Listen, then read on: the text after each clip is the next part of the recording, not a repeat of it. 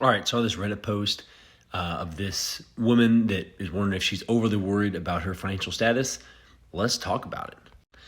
I think she finds herself in a familiar situation for a lot of people. Maybe you don't make the exact income or have the exact same circumstances, but she makes $180,000 a year, which is certainly well over the median household income for the U.S. I'm not sure where she lives, but common theme: making more than many.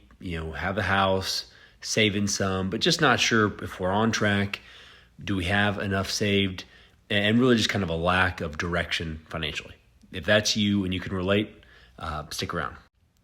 She says that if you read here that they have a spreadsheet with their expenses, and they have the great benefits that they mentioned here. So they're putting some money in, presumably in their teacher retirement system, and then they have about $1,000 left over some months, but not every month, right? Because things seem to always come up.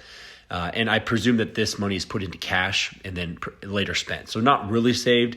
It's more of a sinking fund for future, but not really saving towards long-term goals, right? So I think that's something I see a lot, is not really a specific saving and investment strategy. So how much do we need to be able to save for the long term to accomplish our goals so that we can set that aside and then spend the rest? And that's really a common thing that I see a lot, and one thing that would help this family out significantly. So they're relying primarily on their great benefits, as a teacher right here. So I'm assuming that means that they're putting about 5 or 10% of their income away for retirement, and then saving another $1,000 a month sometimes that ends up getting spent. So what they need to do is they need to sit down and look and say, okay, what kind of lifestyle do we want to have in retirement? And then how much do we need to be able to spend a year in retirement, and try to put together a savings plan that gets them to that goal.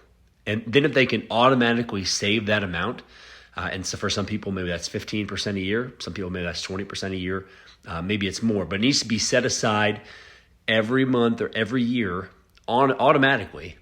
And then if you do that and you have the money set aside for the future you, then you can find a way to spend, in the present in a much more systematic way that I think doesn't cause stress, because it sounds like it's causing this lady some stress.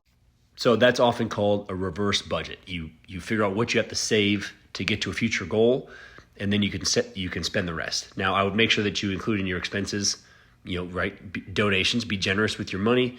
Make sure that you're able to cover both short-term and intermediate-term goals with your cash, and make sure you're saving for the future.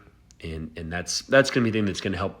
If you can have a plan that you're aligned on with your spouse, it'll relieve a lot of stress for everybody.